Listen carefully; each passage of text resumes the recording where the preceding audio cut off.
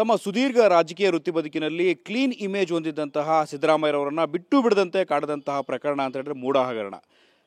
ಈಗಾಗಲೇ ಮೂಡ ಹಗರಣಕ್ಕೆ ಸಂಬಂಧಪಟ್ಟಂತೆ ದೂರರಾಗಿರ್ತಂಥ ಟಿ.ಜೆ. ಅಬ್ರಾಮ್ರವರು ಟಿ.ವಿ ನ್ಯೂಸ್ ಜೊತೆಗಿದ್ದಾರೆ. ಇಡೀ ಪ್ರಕರಣಕ್ಕೆ ಸಂಬಂಧಪಟ್ಟಂತೆ ಮೊದಲ ಬಾರಿಗೆ ಪತ್ರವನ್ನು ಬರೆದಿರ್ತಕ್ಕಂಥ ಸಿದ್ದರಾಮಯ್ಯರವರ ಪತ್ನಿ ತಮ್ಮ 14 ಸೈಟ್ಗಳನ್ನು ಮೂಡಾಗೆ ಹಿಂದಿರುಗಿಸುವುದಾಗಿ ಹೇಳಿರ್ತಕ್ಕಂಥದ್ದು. ಈ ಕ್ಷಣದಲ್ಲಿ ಟಿ.ಜೆ. ಅಬ್ರಾಮ್ ಟಿ.ವಿ ನ್ಯೂಸ್ ಜೊತೆಗಿದ್ದಾರೆ. ಏನು ಹೇಳ್ತಾರೆ ಅವ್ರನ್ನೇ ಕೇಳೋಣ ಬನ್ನಿ. ಸರ್, ನೀವು ಕೊಟ್ಟಿರ್ತಕ್ಕಂಥ ದೂರಿಗೆ ಒಂದು ತಾರ್ಕಿಕ ಅಂತ್ಯ ಕಾಣ್ತಿದೆ ಅಂತ ನಿಮ್ಗೆ ಅನಿಸ್ತಿದೆಯಾ? ಇದು ಇವರು ವಾಪಸ್ ಕೊಟ್ಟಿರೋದು ನಿವೇಶನಗಳನ್ನ ಅದು ಒಂದು ರೀತಿಯಲ್ಲಿ ಸಂತೋಷ ತರ್ತದೆ. ಯಾಕಂತೇಳಿ ನಾನು ಮೂಡ ಕಮಿಷನರ್ ಬರೆದಿದ್ದೆ, ಇದು ಅಕ್ರಮವಾಗಿ ಆಗಿರೋದು ಅಲಾಟ್ಮೆಂಟು, ಇದನ್ನು ವಾಪಸ್ ತೊಗೊಳ್ಳಿ, ಆ ಪ್ರಕ್ರಿಯೆಯನ್ನು ಪ್ರಾರಂಭ ಮಾಡಿ ಅಂತ. ಅದನ್ನು ಪ್ರಾರಂಭ ಮಾಡ್ತೀವಿ ಅಂತ ಅವರು ಉತ್ತರನೂ ಕೊಟ್ಟಿದ್ದರು. ಅದು ಅವರು ಆ ಪ್ರಕ್ರಿಯೆನ ತನಿಖಾ ವರದಿ ಬರೋವರೆಗೂ ಕಾಯಬೇಕು ಅಂತ ಹೇಳಿದರು. ಕಾಯೋಕ್ಕೆ ಮುಂಚೆನೇ ಇವರು ವಾಪಸ್ ಕೊಟ್ಟಿರೋದ್ರಿಂದ ಆ ಕೆಲಸ ಅವ್ರಿಗೆ ಉಳೀತು ಅಂತ ನಾನು ಭಾವಿಸ್ತೀನಿ. ಸಿದ್ದರಾಮಯ್ಯನವರು ಸಂಬಂಧಪಟ್ಟಂಗೆ ಅಂತ ನೋಡಿದಾಗ ಇದು 2ನೇ ಕೇಸು ನಂದು. ಮೊದಲು ಹೂಬ್ಲೋಡ್ ವಾಚ್ದು ಮಾಡಿದ್ದೆ. ಹೂಬ್ಲೋಡ್ ವಾಚ್ ಮಾಡಿದಾಗ ಲೋಕಾಯುಕ್ತ ಕಂಪ್ಲೇಂಟ್ ಕೊಟ್ಟು ಅದು ಹಗರಣ ಹೊರಗೆ ಬಂದಿದ್ದ ತಕ್ಷಣ ಅದು ವಾಪಸ್ ಕೊಟ್ಬಿಟ್ರು ಹೂಬ್ಲೋಡ್ ವಾಚು. ಇದನ್ನು ಅದೇ ಥರ ಈ ಹಗರಣ ಹೊರಗೆ ಬಂದಿದ್ದ ತಕ್ಷಣ ಮಾಡ್ಬೋದಾಗಿತ್ತು. ಈ ಹಗರಣ ಅಂತೇಳಿದ್ರೆ ನಾನು ಹಾಕಿದಾಗಲ್ಲ, ಮೂಲಭೂತ ಇದನ್ನು ಹಾಕಿದ್ದು ಗಂಗರಾಜ್ ಅಂತ ಅಲ್ಲಿ ಮೈಸೂರವರು. ಆ ಮೈಸೂರಿನವರು ಅವರು ಗಂಗರಾಜ್ ಇದನ್ನು ಹೊರಗೆ ತಂದಾಗಲೇ ಇದರಲ್ಲಿ ಏನೋ ತಪ್ಪಿದ್ದಂಗೆ ಇದೆಯಲ್ಲಪ್ಪ, ಯಾಕಪ್ಪ ಸುಮ್ಮನೆ ಸವಾಸ ಅಂಥೇಳಿ ಸಿದ್ದರಾಮಯ್ಯನವರು ಇದನ್ನು ವಾಪಸ್ ಕೊಟ್ಟಿದ್ದಿದ್ರೆ ಅವರು ನ್ಯಾಷನಲ್ ಹೀರೋ ಆಗ್ತಾಯಿದ್ರು. ಇವತ್ತು ನ್ಯಾಷನಲ್ ಝೀರೋ ಆಗ್ಬಿಟ್ಟವ್ರೆ. ನಿಜವಾಗ್ಲೂ ಹೇಳ್ಬೇಕಾದ್ರೆ ಅವರು ಭಾರೀ ಹತ್ರದಲ್ಲಿದ್ದಂಥ ವ್ಯಕ್ತಿ ಭಾರೀ ಸಣ್ಣ ಮನುಷ್ಯನಾಗಿದ್ದಾರೆ. ಸರ್, ಇಲ್ಲಿಷ್ಟೆಲ್ಲ ಸಮರ್ಥನೆಗಳನ್ನು ನೀಡ್ತಾ ನಾನೇನು ಮಾಡೇ ಇಲ್ಲ, ಯಾವುದೇ ಕಾರಣಕ್ಕೂ ನಾನು ಯಾವುದೇ ರೀತಿಯ ಪ್ರಭಾವವನ್ನು ಬೀರಿಲ್ಲ ಅಂಥೇಳಿ ಸಮರ್ಥನೆಗಳನ್ನು ಮಾಡ್ಕೊಳ್ತಾನೆ ಬಂದರು. ಆದಾಗ್ಯೂ ಕೂಡ ಕೊನೆ ಕ್ಷಣದಲ್ಲಿ ಇನ್ನೇನು ತನಿಖೆ ಶುರುವಾಗುವ ಹಂತದಲ್ಲಿದೆ ಅಂತ ಹೇಳಿದಾದಮೇಲೆ FIR ದಾಖಲಾದಂಥ ನಂತರ ವಾಪಸ್ ಮಾಡ್ತಾರೆ ಅಂತ ಹೇಳಿದ್ರೆ ಯಾಕೆ ಇಷ್ಟು ಸಮಯ ಯಾಕೆ ತೊಗೊಂಡ್ರು ಅಂತ ಅನಿಸುತ್ತೆ. ಅಲ್ಲ, ಈಗ ಹೈಕೋರ್ಟ್ ಆದೇಶ ಬಂದ ಮೇಲೆ ಏನು ಮಾಡ್ತಾರೆ ಅವರು? ಡಿವಿಷನ್ ಬೆಂಚ್ಗೆ ಹೋಗ್ಬೇಕಾಯಿತು, ಇಲ್ಲೇ ಅಪೀಲ್ಗೆ ಹೋಗ್ಬೋದಾಗಿತ್ತು, ಹೋಗಿಲ್ಲ. ಸರಿ, ಸುಪ್ರೀಂ ಕೋರ್ಟ್ಗೆ ಹೋಗ್ತೀನಿ ಅಂತ ಹೇಳೋರು, ಯಾಕೆ ಹೋಗಿಲ್ಲ?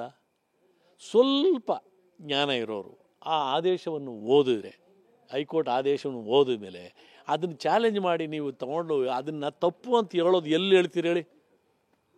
ಆ ಆದೇಶವನ್ನು ಓದಿದ ಮೇಲೆ ಇದರಲ್ಲಿ ಇಂಥದ್ದು ತಪ್ಪು ಅಂತ ಹೇಳೋಕ್ಕಾಗ್ತದಾ? ಯಾವುದು ಹೇಳೋಕ್ಕಾಗಲ್ಲ. ಆ ಮಟ್ಟಕ್ಕೆ ಆ ಆದೇಶ ಇದೆ. ಸೊ ಅವರು ಇನ್ನು ಮುಂದಕ್ಕೆ ಹೋದ್ರೆ ನೋ ಯೂಸ್ ಅಂತ ಗೊತ್ತಾಯಿತು. ಅದಕ್ಕೆ ಅದು ವಾಪಸ್ ಕೊಟ್ಟಿದ್ದಾರೆ. ಏನೋ ದೊಡ್ಡ ಸ್ಯಾಕ್ರಿಫೈಸ್ ಮಾಡ್ದಂಗೆ ಅದನ್ನ ಹೆಂಗೂ ವಾಪಸ್ ತಗೋತಾಯಿದ್ರು. ಕಾನೂನಾತ್ಮಕ ವಾಪಸ್ ಹೋಗೋದೇ ಅದು. ಸರಿ, ತನಿಖೆಗೂ ಮುನ್ನವೇ ಈ ರೀತಿಯಾಗಿ ಸೋಲೊಪ್ಪಿಕೊಟ್ರು ಸಿದ್ದರಾಮಯ್ಯನವರು ಅಂತ ಸುಣ್ಣ ಆಗ್ಬಿಟ್ರು. ಯಾವಾಗ ಸ್ಯಾಂಕ್ಷನ್ ಫಾರ್ ಪ್ರಾಸಿಕ್ಯೂಷನ್ ಅಲ್ಲ, ಅದಕ್ಕೆ ಮುಂಚೆನೇ ನಾವು ಕಂಪ್ಲೇಂಟ್ ಕೊಟ್ಟಾಗಲೇ ಇದು ಹಗರಣ ನಾವು ಸ್ಪಷ್ಟೀಕರಣ ನಿಮ್ಮ ಮೂಲಕ ಮಾಧ್ಯಮದ ಮೂಲಕ ನಾವು ಎಲ್ಲ ಕ್ಲಿಯರಾಗಿ ಬಿಚ್ಚಿಟ್ಟಾಗಲೇ ಸೋತ್ಬಿಟ್ರು. ಇಡೀ ಪ್ರಕರಣಕ್ಕೆ ಸಂಬಂಧಪಟ್ಟಾಗ ಈಗಾಗಲೇ ಸರ್ ಸದ್ಯದ ಮಟ್ಟಿಗೆ ಈಗಾಗಲೇ CM ರವರ ಪತ್ನಿ ಪಾರ್ವತಿಯವರವರು ಕೂಡ ಪತ್ರವನ್ನು ಬರೆದಿರ್ತಕ್ಕಂಥದ್ದು, ಸೈಟ್ಗಳನ್ನು ಹಿಂದಿರುಗಿಸ್ತೀನಿ ಅಂತ ಹೇಳಿದ್ದಾರೆ. ಈ ಕ್ಷಣದಲ್ಲಿ ನೀವು ಈಗಾಗಲೇ ಇದಕ್ಕೆ ಸಂಬಂಧಪಟ್ಟದ್ದು ದೂರದಾರರಾಗಿ ನಿಮ್ಮ ಮುಂದಿನ ನಡೆ ಏನಾಗಿರುತ್ತೆ ಸರ್? ನಾವು ಆಲ್ರೆಡಿ ನಾವು ಆ್ಯಕ್ಚುಲಿ ಪ್ಲ್ಯಾನ್ ಮಾಡಿದ್ವಿ. ಇವತ್ತು 7:30ಗೆಲ್ಲ ನಾವು ಪ್ರಿಂಟೆಡಲ್ಲಿ ತೊಗೊಂಡು ನಾಳೆ PCR ಇದೆಯಲ್ಲ ನಮ್ಮದು, ಅದರಲ್ಲಿ ಒಂದು ಅಮೆಂಡ್ಮೆಂಟಿಗೆ ನಾವು ಕೇಳಬೇಕು ಅಂತ. ಅದು ಒಂದು ಡಿಫ್ರೆಂಟ್ ಆ್ಯಂಗಲಲ್ಲಿ ಈ ಕೇಸನ್ನು ಮುಂದುವರಿಸ್ತೀವಿ.